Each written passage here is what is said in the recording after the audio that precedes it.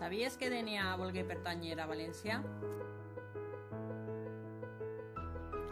Segons una publicació del diari El Sol en 1931, se celebrà en Dénia una gran festa valencianista el dia 10 d'agost del mateix any.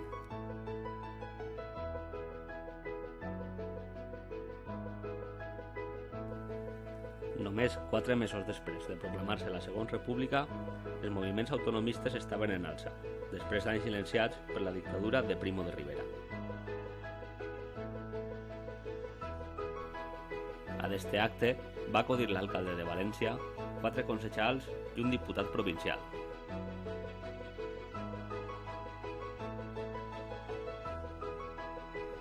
El poble sencer, en companyia de la corporació municipal, estava esperant a la comitiva per a donar-los un gran recibiment.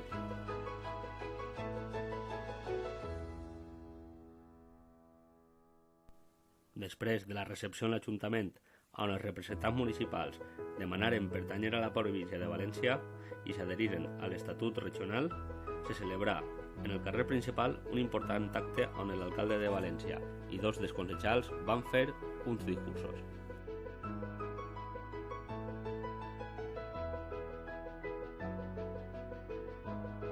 També se van entendre paraules d'elogi per Alacant, a la que cridaren germana i que devia d'anar junt a Castelló i València de la mà a l'Estatut valencià. La realitat és que poc se sap més d'este assumpte, pues la notícia no està firmada per cap periodista. Tampoc se nomena a ningú dels integrants de la corporació de l'Ajuntament dianense.